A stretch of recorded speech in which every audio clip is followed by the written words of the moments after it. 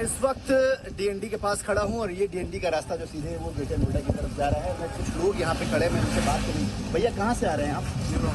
कहाँ जा रहे हैं आप? ऐसे ही जाएंगे आप? कोई रास्ता नहीं? आप कहाँ से आ रही हैं? नोएडा से। तो अभी कहाँ जा रही हैं आप? हम जा रहे हैं भैया, खाने को कुछ है ना। क्यों? अभी तो लोग सब लोग बोल रहे हैं कि खाने पीने का इंतजाम करा रहे हैं लोग। आप लोग जहाँ पे थी वहाँ क्या दिक्कत थी? आप लोग परेशानी, काम नहीं लग रहा, हम बैठे बैठे यहाँ कौन खिला देगा हमको? क्यों खाना पीना सरकार नहीं दे रही है आप लोगों को? दे रही होती तो पकाया भक्ति गाँव। तो आप लोग ऐसे ही जाएंगे? कहाँ तक जाना है आप लोगों को? झांसी तक जाना है भाई।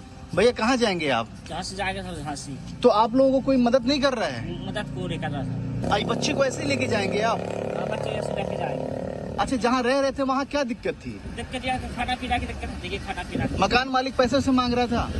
बोला पैसा तेरे मारा वह ठेकेदार पैसा। ठेकेदार कौन था आपका? ठेकेदार को नाम नहीं आता है, उसको नंबर है। कहाँ काम कर रहे थे आप? सेक्टर 6। तो आप लोगों को पैसा से नहीं मिला था? नहीं। तो इस बच्चे को कैसे लेके आप जाएंगे? देखो कल लेके जाएंगे तो ऐसे हरा ले जाएंगे। तो ऐसे तो ये तबीयत खराब हो जाएगी ऐसे। क्या करें साहब? जरा सोचिए किस तरीके का ये मार्मिक दृश्य है। हम बार बार ये कह रहे हैं कि सरकार कह रही है कि हम मदद कर रहे हैं, लेकिन क्या ये मदद है? क्या लोगों की मदद ऐसे हो रही है? क्या यही मदद के नाम पे गंदा खेल खेला जा रहा है?